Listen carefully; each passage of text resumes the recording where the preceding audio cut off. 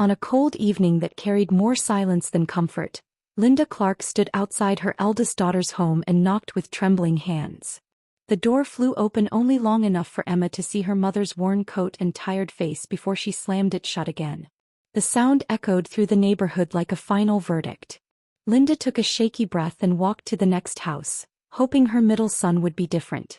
But when Jacob opened the door only a crack and pushed a wrinkled $50 bill into her palm, she felt something inside her crumble. 3 days earlier, Linda had made a decision no mother should ever feel forced to make. She wanted to know if her children loved her, or her money. Standing alone in her office on the 23rd floor, she had studied financial records showing years of allowances, gifts, tuition payments, and homes she provided. That same day, Emma demanded $100,000 for a kitchen upgrade. Jacob asked for $70,000 for an investment, and only her youngest son Daniel had called simply to ask about her health. That difference struck her harder than any business failure she ever faced. Linda spent the next days preparing the harshest test of her life. She asked her lawyer, Mr. Reynolds, to keep her secret and arranged for a security team to follow her from afar. She wore old clothes from a thrift shop, smudged dirt on her face, and tied her belongings in a torn plastic bag. When she looked in the mirror, she no longer saw the successful businesswoman, the woman who built a clothing empire after her husband's death. Instead, she saw someone the world would ignore. And for this test to work, she needed exactly that. On the first night of her plan, she stepped out of her warm penthouse and into the freezing streets. People avoided her on the sidewalk as if poverty were contagious. She slept at a bus station where an older woman shared a small piece of bread with her. "My children forgot me," the woman whispered. That sentence stayed inside Linda like a stone. By the third day, after blistered feet and hunger that made her dizzy, she was ready. First, she would go to Emma's mansion. Then Jacob's modern home. And finally, Daniel's small house on the outskirts. Emma's luxurious home looked almost unreal from the outside. Bright lights, trimmed bushes, and a tall gate Linda once paid for. She pressed the intercom twice. When Emma finally answered, her voice carried nothing but irritation. "I'm not buying anything," she said coldly. When Linda revealed it was her, the gate opened only an inch. Emma stood at the door in expensive gym wear, blocking the entrance with her body. "Mom, what are you doing here like this?" she asked, eyes darting toward the neighbors' houses. And when Linda explained she was broke and needed shelter, Emma's face hardened instantly.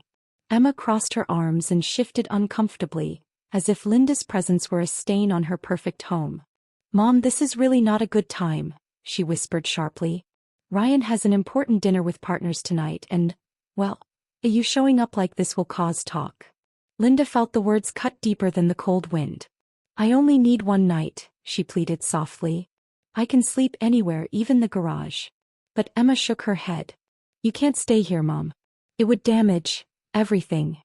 She spoke as though protecting her reputation mattered more than protecting her mother. Linda tried again. "Emma, I raised you. I gave you everything.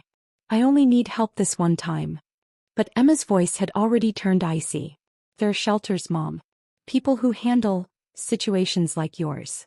That word, situations, stabbed Linda harder than any rejection. Emma stepped back, closing the door inch by inch. "When you get back on your feet, call me. But right now I can't help you." The final click of the lock felt like a coffin closing. As Linda stepped away from the house she once helped buy, she realized the daughter she knew no longer existed. 2 miles later, Linda reached her middle son Jacob's sleek modern house. Her feet ached, her vision blurred, but she forced herself to ring the doorbell. Jacob opened quickly, eyes widening as he saw her. "Mom? What happened?" For a moment Linda felt hope. But it faded when he glanced nervously left and right, checking who might be watching. "Come in. Just for a moment," he muttered, pulling her inside as if hiding evidence. She stood in the entryway, not allowed to move further, while he crossed his arms just like Emma had earlier, already bracing himself to refuse her. Linda told him the same story: bankruptcy, eviction, 3 days on the street. Jacob sighed heavily as though she were an inconvenience disrupting his plans. "Mom, I'm a surgeon. I have patients who expect professionalism. If word spreads that my mother is homeless, it affects everything." He opened his wallet slowly, carefully, as if touching her might contaminate him. He pulled out a single $50 bill and extended it without stepping closer. Take this. Go clean up somewhere cheap. When you're presentable, we can talk. Linda stared at the money. Is this what our relationship is worth now? She asked quietly. Jacob's jaw tightened. Mom, it's not personal. I just can't take on extra burdens right now. Linda refused to cry. She accepted the crumpled bill, not for help but as proof of the truth she feared. Jacob guided her to the door, hand firm on her shoulder. You should have been more careful with your investments, he added. At your age, this shouldn't happen. The blame stung more than the rejection. When Jacob shut the door and didn't even watch her walk away, Linda felt the last strand of hope snap. 2 children, 2 chances, 2 devastating betrayals. Only one door remained. Linda walked toward the small neighborhood where her youngest son lived. Each step felt heavier as she replayed the coldness in Emma's eyes and the disappointment in Jacob's voice. He wondered if Daniel would be the same. She had judged him for years, calling his teaching jobs small, and silently wishing he had chosen a wealthier life. When she reached his little cream-colored house with peeling paint and a wooden fence, she hesitated. The home was humble, nothing like the luxury her older children flaunted. But as she lifted her hand to knock, a quiet hope sparked inside her. The door opened before she could knock twice. Sarah, Daniel's wife, stood there wearing a simple knitted sweater and a warm smile that disappeared the moment she saw Linda's condition. Linda? My goodness, what happened? She gasped, pulling her inside without hesitation. Daniel, she shouted. Daniel rushed from the kitchen, eyes widening in shock before he hurried toward her. Mom, are you hurt? Were you robbed? Sit down, please. His hands gently touched her shoulders, her face, her arms, searching for injuries. He didn't care about the dirt on her clothes or the smell of cold nights. He cared about her. Linda repeated the same story she had told Emma and Jacob. But this time as she spoke, Daniel's eyes filled with tears. He didn't interrupt. He didn't question her choices. He didn't mention reputation, neighbors, or discomfort. He only whispered, You're staying here, Mom. It's not up for debate. Sarah hurried around the house, preparing the small bathroom and finding towels. I'll heat water, she said. You'll feel better after a warm shower. Linda tried protesting that they only had one bedroom, but Daniel shook his head. We'll take the sofa. You take the bed. That's final. The bathroom was small and old, but it felt like a sanctuary. As warm water washed away the dirt, Linda cried for the first time, not for the rejection of her rich children, but for the kindness of the ones who had the least. When she stepped out, she found clean clothes folded on the bed. They're mine, Sarah said shyly. I hope they fit well enough. Linda dressed slowly, touched by the simple generosity. At the dining table, they served her homemade vegetable soup and toast. Nothing fancy, nothing expensive, but filled with dignity and genuine care. While Linda ate, Daniel and Sarah talked softly about everyday things. Students, flowers, small victories. They didn't make her feel like a burden. Later, she heard them whispering in the kitchen, thinking she was asleep. We don't have enough money for 3, Daniel said quietly. My salary barely covers us. Sarah's answer was gentle but firm. Then we'll make sacrifices. We can sell the rings. Daniel sounded horrified. Your wedding ring? It's just metal, Sarah replied. Love doesn't live in jewelry. Your mom needs us. That matters more. Linda covered her mouth, overwhelmed by their selfless hearts. Tears streamed down Linda's face as she listened. Emma had diamonds. Jacob had designer watches. Yet neither had offered her a glass of water. And here was Sarah, the woman Linda had silently looked down on, offering to sell her only jewelry. Daniel whispered, I don't deserve you. Sarah kissed his forehead. This isn't about deserving. It's about doing what's right. Their love filled the little kitchen like warm light. When they returned to the living room, Linda pretended to sleep, but inside her heart something shifted.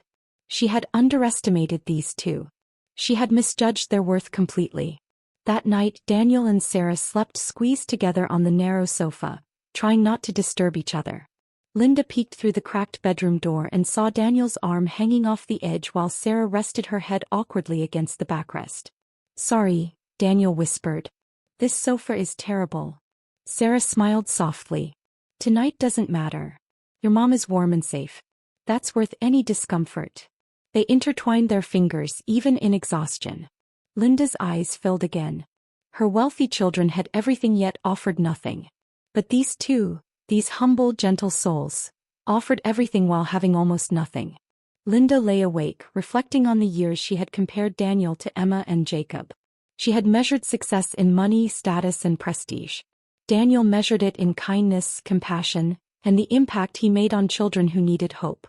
She remembered how the older siblings joked about his salary, calling him the broke one. But now she understood.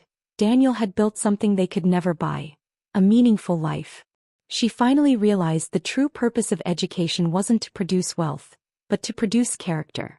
And Daniel had the strongest character of them all. At dawn, Linda quietly made coffee and toasted some bread for Daniel and Sarah. When Sarah woke up, she studied Linda's eyes carefully. "You're thinking a lot," she said gently. Linda nodded. "About everything. About you too." Sarah hesitated, then asked, "Linda, may I ask something? How does a woman as smart as you lose everything so fast? And why walk to our homes instead of calling someone?" Linda froze. Sarah wasn't accusing her, she was simply insightful. Before Linda could answer, Daniel woke up, but Sarah still watched her with quiet suspicion. She sensed the truth. Linda finally spoke. "There is something you should know." But the words stuck in her throat. Daniel placed a comforting hand on her shoulder. "Whatever it is, Mom, we're here," Sarah added softly, "and it doesn't change how we treated you. Even if this is a test." Linda's breath caught. "You knew." Sarah nodded. "I suspected. Your posture, your confidence, it didn't match someone who had lost everything." Daniel stared in shock. "Mom, is it true? Was this all a test?" Tears filled Linda's eyes. "Yes," she whispered. "I'm so sorry. I had to know who really loved me." Daniel's eyes filled with confusion and hurt. "Mom, why didn't you just talk to us?" he asked softly. Linda wiped her tears with trembling hands. "Because I didn't trust what I would hear," she admitted. "I needed to see your hearts without warning, without expectations." She told them everything. Emma slamming the door, Jacob offering $50, the loneliness of the bus station, and the cold nights that exposed warmer truths. When she finished, Sarah touched her hand gently. "Then the test worked," Sarah said. "You saw who really stands with you when everything else falls away." Linda glanced toward the window. "My lawyer is coming at 9, she said. "He will reveal my true situation. And there will be consequences for Emma and Jacob." Daniel stiffened. "What kind of consequences?" Linda hesitated. "I plan to remove them from my will entirely, and leave everything to you and Sarah." Daniel instantly stepped back. "No, Mom. No. I don't want your money. I became a teacher because I wanted a life with meaning, not wealth." Sarah nodded gently. "And punishing them won't heal anything. It will only deepen the wounds already there." Daniel sat down heavily, rubbing his forehead.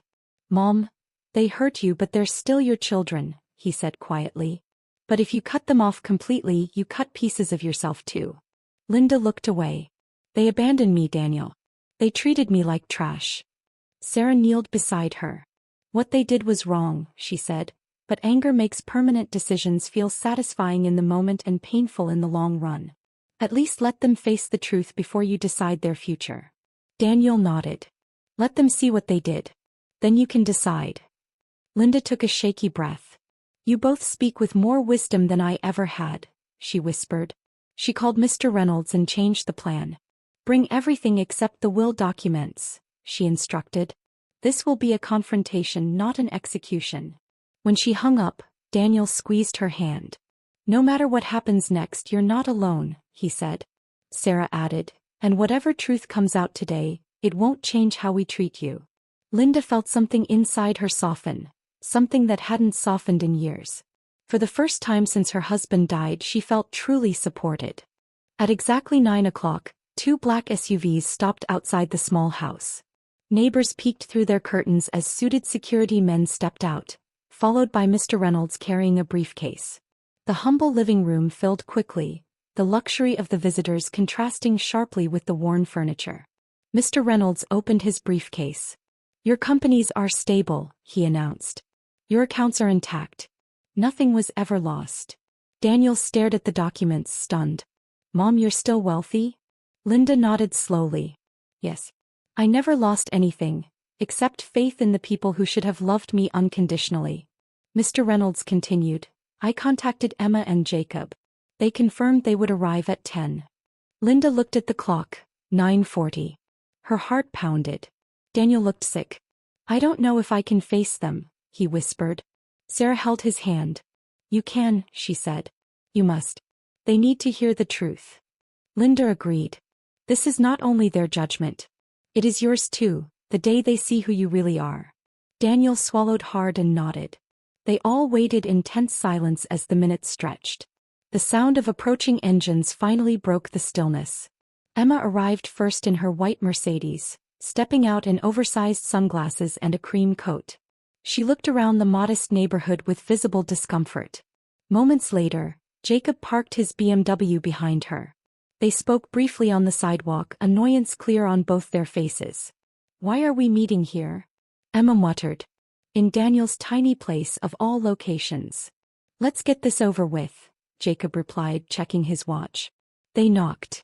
When Daniel opened the door, Emma frowned. Why are you answering? Is Mom even here? Her tone carried the same arrogance Linda had heard 3 days earlier. Inside, their eyes darted around the cramped living room, unable to hide their judgment. Then they saw Linda wearing Sarah's oversized sweatshirt. Emma's lips parted in confusion. Mom? Why do you look like that? Jacob added, Did someone give you money to get here? Linda stood quietly. I didn't need money, she said. I've been here, for 3 days. Their faces shifted, confusion, irritation, disbelief. What do you mean? Emma demanded. Linda inhaled deeply. I knocked on your doors asking for shelter. Both of you turned me away. Daniel and Sarah took me in without hesitation. Emma shook her head. That's not fair. You look like a stranger. Anyone would have been cautious. Linda's voice stayed calm. A stranger still deserves compassion, Emma. And I am not a stranger, I am your mother. Jacob tried defending himself next. I gave you money. I didn't reject you. Linda stared at him.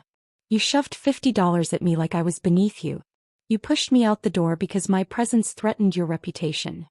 His lips pressed tightly, unable to form a reply. The truth sat between them like a stone too heavy to move. Mr. Reynolds stepped forward with documents. Your mother is not bankrupt, he stated. She is worth $58 million. This was a character test. Emma gasped. Jacob paled. Daniel looked away, overwhelmed. Sarah stood quietly observing. Linda continued. Daniel and Sarah offered me everything they had, food, warmth, their bed. Sarah even planned to sell her wedding ring. And neither of you could offer me a single night of shelter. The room fell silent. Emma's voice finally cracked. Mom, please. We didn't know. Linda answered firmly. That was the test. You failed because you did not need to know. Emma covered her mouth with shaking hands. I'm sorry, she whispered. If I had known, Linda stopped her. That is the problem, Emma. Love that depends on what you know is not love. It is convenience. Jacob stepped forward, voice trembling. Mom, we made a mistake. No, Linda corrected softly. You made a choice. Daniel looked at them with pain in his eyes. You judged me for years, he said quietly. Called me the disappointment. Yet when Mom needed help, I opened my door. You closed yours. Neither Emma nor Jacob could lift their eyes. Mr. Reynolds lifted another stack of papers. Your mother originally asked me to update her will today, removing both of you entirely. Emma gasped. Jacob's knees nearly buckled. But Linda lifted her hand. I changed my mind this morning, she said. Daniel and Sarah convinced me not to make permanent decisions from fresh wounds. Emma cried harder. Thank you, she whispered. Please, Mom, we can fix this. Sarah finally spoke, her voice calm but unwavering.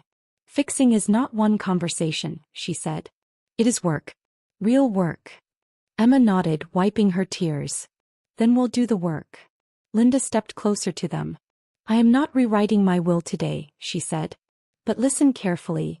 Everything will now depend on your actions, not your words. Jacob looked confused.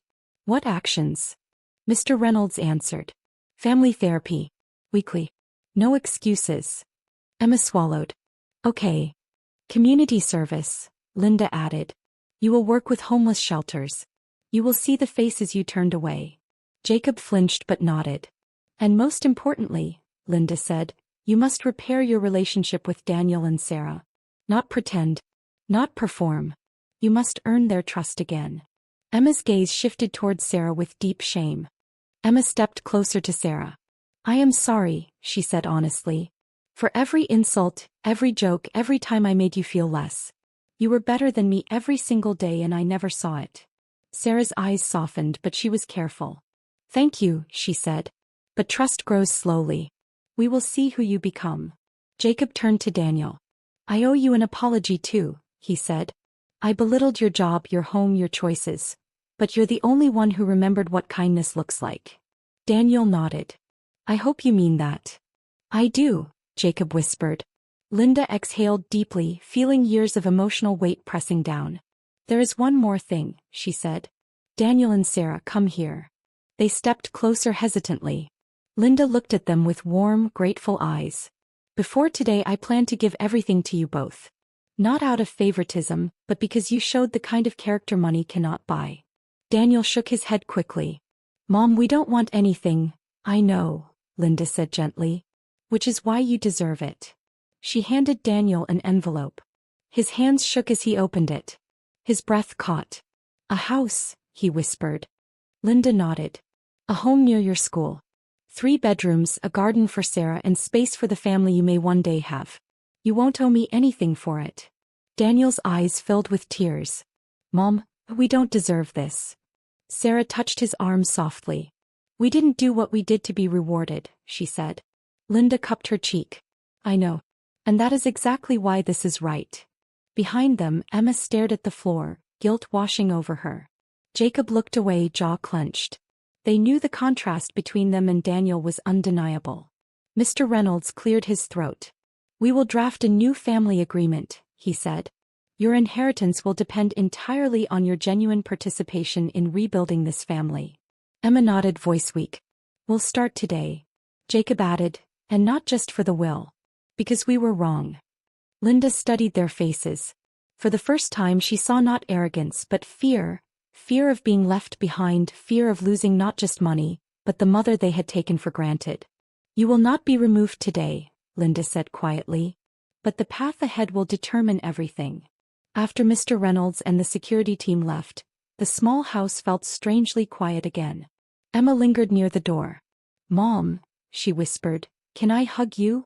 Linda hesitated then nodded. Emma hugged her tightly, crying into her shoulder. Jacob followed, though his hug was stiff, unsure. Linda accepted them both, but her heart remained cautious. Daniel and Sarah stood to the side, watching with mixed emotions. Linda turned to them. Thank you, she said softly. Not just for shelter but for reminding me what real love looks like. Daniel hugged her gently. You're our family, he whispered. Later that evening, after everyone left, Linda sat with Daniel and Sarah on the old sofa. The same sofa they had slept on for her. I judged you unfairly for years, Linda admitted. I saw money as a measure of worth. I was wrong. Sarah smiled warmly. You're learning, she said softly. And learning is always a blessing. Daniel squeezed his mother's hand. What matters is that you came here, he said. You found the truth. Linda nodded slowly. Yes. And I also found something else. Your integrity, your love, and the home I didn't know I needed. As night fell, Linda stepped outside and looked at the small house that had given her more warmth than any mansion she ever owned. She thought of Emma and Jacob, flawed, selfish, but now faced with the truth. She thought of Daniel and Sarah, humble, generous, and the only ones who offered unconditional love.